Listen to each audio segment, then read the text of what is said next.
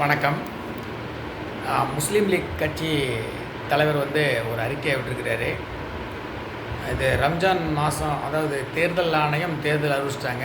அதனால் 50,000க்கு மேலே யாரும் பணம் கொண்டு போகக்கூடாது அப்படின்னு அவங்க அறிவிச்சிருக்காங்க.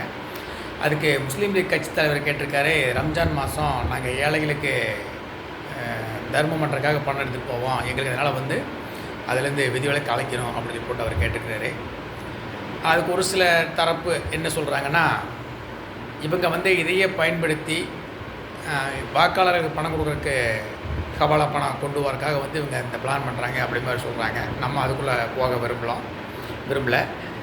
நம்ம என்ன சொல்கிறோம் அப்படின்னா, இன்றைக்கி மட்டும் இல்லை, எப்போவுமே இந்த இஸ்லாமிய மத குருக்களும் இஸ்லாமிய கட்சி நடத்துகிற தலைவர்களும் என்றைக்குமே பார்த்திங்கன்னா, அவங்கள ஆனந்து இங்கே நல்லா நோட் பண்ணி பார்த்திங்கன்னா, ஒரு இந்தியாவில் எந்த சட்டம் கொண்டு வந்தாலும் அந்த சட்டத்தில் இவங்களுக்கு இந்த கட்சி இஸ்லாமியர்களுக்கு கிடையாது. நல்லா நீங்கள் நோட் பண்ணிங்க, இஸ்லாமியர்களுக்கு கிடையாது.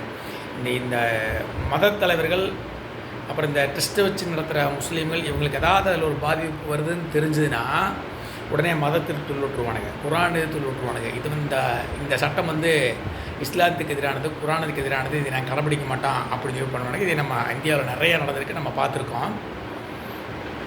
ஆனால் இவங்களுக்கு சாதகமாக ஏதாவது சட்டம் வந்தாலோ இல்லை கோர்ட்டில் ஏதாவது வழக்கான தீர்ப்பு இருந்தாலோ அது தவறான தீர்ப்பாகவே இருந்தாலும் இவனுக்கு வாய் திறக்க மாட்டானுங்க. இதையும் நம்ம பார்த்துட்டு தான் இருக்கிறோம். இப்போ கொஞ்ச நாளைக்கு முன்னாடி, கொஞ்சம் வருடங்களுக்கு முன்னாடி டெல்லியில் இந்த மருத்துவ மாணவி பாலியல் பலாத்காரம் நடந்து கொடூரமாக தாக்கி கொலை செய்யப்பட்டாங்க. நிர்பயா நினைக்கிறேன், பேர் சரிங்க, நிர்பயானது நினைக்கிறேன். அந்த கொலை வழக்கில் ஒரு இஸ்லாமிய இளைஞன், அவனுக்கு 16 வயசு 17 வயசு தான் ஆகுது. அதாவது அவன் மைனர் அப்படிங்கிற மாதிரி சொல்கிறாங்க. அந்த வழக்கில் அவன் மைனர் அப்படிங்கிற இந்திய சட்டப்படி மைனர் அப்படிங்கிறனால அவனை சிறுவர் சீர்திருத்த பள்ளிக்கு அனுப்பிட்டாங்க. அவன் இப்போ விடுதலை வெளியும் கூட வந்துட்டான்னு நினைக்கிறேன். நான் சொல்கிறேன், சீரியஸ் சட்டத்தில், அதாவது இஸ்லாமிய சட்டம் என்ன சொல்லுதுன்னா, கற்பழிப்பு அப்படின்னாவே மரண தண்டனை தான் கொடுக்கணும் அப்படின்னு சொல்லி சீரியஸ் சட்டம் சொல்கிறதா நம்ம கேள்விப்பட்டிருக்கிறோம். அரபு நாடுகளில் கூட இந்த மாதிரி கற்பழிப்பு நடந்ததுன்னா அந்த மரண தண்டனை உறுதி, அதில் அவங்க எந்த சமரசமும் பண்ணிக்க மாட்டாங்க. அதை நம்ம பார்க்குறோம். ஆனால் அந்த பையனோட பிரச்சனையில் அவன் சிறுவர், அவனுக்கு மேஜர் ஆகலை, மைனர் அப்படிங்கிற காரணத்தினால இந்திய சட்டப்படி சிறுவர் சீர்திருத்த பள்ளிக்கு அனுப்புறதை நம்ம பார்த்தோம். அன்னைக்கு இந்த இஸ்லாமியர்கள், இஸ்லாமிய மத தலைவர்கள் ஏன் சிறிய சட்டத்தை பற்றி பேசலை? எங்கள் நாட்டில் அது இஸ்லாத்துக்கு எதிரான சட்டம், இது தப்பு பண்ணணும், சிறுவர் சீர்திருத்த பள்ளிக்கு அனுப்பக்கூடாது, மக்கள் அதிகமாக கூடத்தில் அவனுக்கு தூக்கு தண்டனை கொடுக்கணும், அதாவது மரண தண்டனை கொடுக்கணும் அப்படின்னு சொல்லி போட்டு இஸ்லாமியர்கள் ஏன் கேட்கல, ஏன் போராடலை? இது நிறைய சந்தேகத்தை கலப்புது. அதாவது நான் தான் சொல்கிறேன், இவங்களுக்கு ஆதரவாக ஏதாவது தீர்ப்பு வந்துன்னா வாயே திறக்க மாட்டாங்க. அது சிறிய சட்டத்துக்கு எதிராக இருந்தாலும் பரவாயில்ல, இவங்களுக்கு ஆதரவாக வந்தால் வாய் திறக்க மாட்டாங்க. ஆனால் எல்லாத்துக்குமே நியாயமாகப்படும், நியாயமான சட்டம், அது நிறைய விசாரணைகள் பண்ணி தீர்ப்பு சொல்லியிருப்பாங்க. ஆனால் இஸ்லாமியர்களுக்கு அல்ல, நல்லா நீங்கள் நோட் பண்ணி, இஸ்லாமியர்கள் இல்லை, இந்த இஸ்லாமிய மத தலைவருக்கும் இஸ்லாமியர்கள் பேரில் கட்சி ஆரம்பித்து இவங்க சுயநலத்துக்காக இஸ்லாமிய மக்களை பயன்படுத்துகிற தலைவர்களும் அவங்களுக்கு எதிராக ஏதாவது தீர்ப்போ இல்லை சட்டமாக வந்தால் உடனே அவங்க தூக்குற ஒரே ஆயுதம் மதத்தை, இஸ்லாமிய மதத்துக்கு எதிரானது, சிறிய சட்டத்துக்கு, அதாவது திருக்குறானுக்கு எதிரானது அப்படி மாதிரி ஒரு பிரச்சனையை கிளப்பிவிட்டு இந்த முட்டாள் இந்துக்களை பூரா, அதாவது இஸ்லாமியர்கள் பூரா ஒன்று திரட்டிடுவாங்க. அதை நம்ம ரெகுலராக பார்த்துட்ருக்கோம். எனக்கு ஒரு இஸ்லாமிய பெண், அதாவது எங்கள் அம்மா வயசில் இருக்கிறவங்க ஒருத்தர் இருந்தாங்க. அவங்ககிட்ட நான் யதார்த்தமாக நான் கேட்குறேன், நீங்கள் அப்போ இந்த ஆடு கோழி மீன் சாப்பிட்றோம், அதை கம்மி, அன்றைக்கெல்லாம் இந்தளவுக்கு ஆடு கோழி மீன் சாப்பிட்றது நான் சொல்ல 40 வருஷத்துக்கு முன்னாடி கிடையாது. ஆடு கோழி மீன் சாப்பிட்றது என்றைக்காவது ஒரு நாளைக்கு அதிகமாக சாப்பிடுவோம்.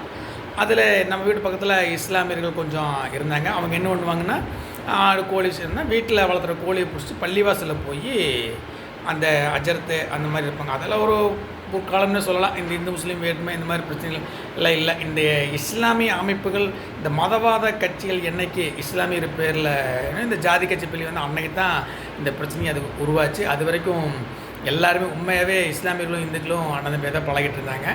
அப்போ அந்த மாதிரி காலகட்டத்தில் நான் அவங்ககிட்ட, எங்கள் அம்மா வயசு அவங்ககிட்ட கேட்டேனே, ஏங்க இப்போ இந்த கோழியை கொண்டு போய் நீங்கள், அதாவது அந்த அம்மா கோழியை கொண்டு போய் நீங்கள் பள்ளிவாசலில் அது என்னமோ பண்ணி அறுத்துட்டு வந்தால் தான் நாங்கள் சாப்பிடுவோம், இல்லைன்னா சாப்பிட மாட்டேன்னு சொல்கிறீங்க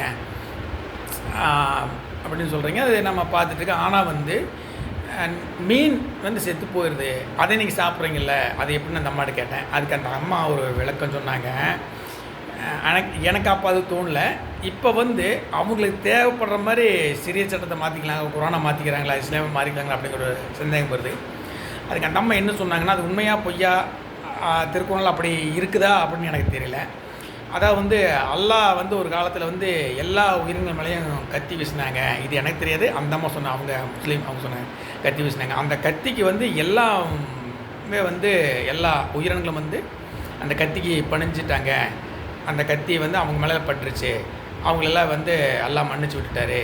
இந்த மீன் மட்டும் தண்ணிக்குள்ளே பூசி தப்பிச்சு போயிடுச்சு. அதனால் அல்லாஹ் சொன்னாராமா, அதாவது வந்து என்னோடய கத்திக்கு அதெல்லாம் பட்டாங்களோ அந்த எந்தெந்த உயிரினங்களாக பட்டுச்சு அதை வந்து நீங்கள் வேதம் சொல்லி அறுத்து சாப்பிடுங்க, அப்போ தான் அந்த உயிர் வந்து சொர்க்கத்துக்கு போகும். வேதம் சொல்லாமல் அறுத்து சாப்பிட்டிங்கன்னா அந்த உயிர் வந்து வேதத்துக்கு சொர்க்கத்துக்கு போகாத நரகத்துக்கு தான் போகும். அதனால் நான் வீசின கத்திக்கு வந்து மீன் தப்பிச்சு போயிடுச்சு என்ற கத்திக்கு படாமல், அதனால் மீனை பிடிச்சி வேதம் சொல்லாமல் அறுத்து சாப்பிடுங்க, அது நரகத்துக்கு போட்டுன்னு அல்லாஹ் சொன்னாங்க. இல்லை நான் சொல்கிறது, இவங்க இந்த கதையவே நான் அப்போ எனக்கு அது தோணலை, இப்போ தோணுது. இந்த கதையை கட்டுக்கதைக்கு இவங்க ஏன் அவுத்துட்டாங்கன்னா மீன் பிடிச்சல் செத்து போயிடும். ஆனால் இவனுக்கு எப்படியாவது மீனை சாப்பிட்டாகணும், அதுக்காக இப்படி ஒரு கதையை அவுத்து விட்டானுங்களா அப்படிங்கிற எனக்கு ஒரு சந்தேகம் இருக்குது. ஆனால் இது திருக்குறளாக இருக்குதா இல்லையா, இல்லை அது உண்மையான காரணம் என்னன்னு தெரியல. அந்த அம்மா முஸ்லீம், அவங்க ஒரு அப்போவே வயசுனால தான் எங்கள் அம்மா வயசு இருக்கு, அவங்க சொன்னாங்க. அது எந்தளவுக்கு உண்மை பொய்யுங்கன்னு தெரியல. ஆனால் நம்ம நிதர்சனமாக பார்க்குறது வந்து ஏதாவது சட்டங்கள் வந்தால் இஸ்லாத்துக்கு எதிரான சட்டம் இல்லை, அந்த தலைவர்களுக்குள்ள அவங்களுக்குள்ள ஏதாவது பண பரிவர்த்தனை அந்த மாதிரி ஏதாவது சட்டம் இருந்தால் இஸ்லாத்துக்கு எதிரான சட்டம்னு சொல்லிடுவாங்க. அதை நம்ம பார்த்துட்டு தான் இருக்கிறோம். அதை நிர்பயா வழக்கில் நமக்கு சொன்னோமே, அந்த பையனுக்கு வந்து நீங்கள் சிறிய சட்டப்படி தண்டனை கொடுங்க, அவன் எங்கள் மதத்தை சேர்ந்தவன், எங்கள் மதத்தில் வந்து நாங்கள் பாலியல் பலாத்காரம்னா மரண தண்டனை கொடுப்பான்னு இருந்தேன், எந்த சமரசம் பண்ணிக்க மாட்டான், அவனுக்கு நீங்கள் கண்டிப்பாக மரண தண்டனை கொடுத்தே ஆகணும் அப்படின்னு சொல்லி போட்டு நீதிமன்றத்தை பார்த்தோ அரசாங்கத்தை பார்த்தோ எந்த இஸ்லாமிய அமைப்புகளும் போராடல. ஆனால் உண்மையாகவே சரிய சட்டத்தை மதிக்கிறவங்களாக இருந்தால் போராடிக்கணும். இப்போ வந்து நீங்கள் இஸ்லாமிய கைதிகள் அவங்க வந்து இந்திய சுதந்திர போராடியோ இல்லை வேறு ஏதாவது நீதிக்காக போராடியோ அவ்வளோ உள்ள போகல, அவங்களாம் குண்டு வச்சு பல பேர்த்துக்கு கொண்டுட்டு உள்ளே போனாங்க. அவங்களுக்கு விடுதலை கேட்டு போராடுற நீங்கள் சிறிய சட்டம் மதிக்கிறவங்களாக இருந்தால் அன்றைக்கி அந்த நிர்பயா வழக்கில் பாலியல் பலாத்காரம் பண்ணி உள்ளான சிறுதர் சீர்திருத்த பள்ளியில் சேர்த்துனாங்க. அதையும் நீங்கள் எதிர்த்து சிறிய சட்டப்படி அவனுக்கு தண்டனை கொடுங்க, அவனுக்கு தூக்கு தண்டனை கொடுங்க, நீங்கள் போராடிந்த உண்மையான முஸ்லீம். மற்றபடி உங்களுக்கு சாதகமாக வந்தால் தீர்ப்பு வந்தால் ஒரு மாதிரியும் சாதகமாக தீர்ப்பு வந்தால் ஒரு மாதிரி பேசுகிறீங்க.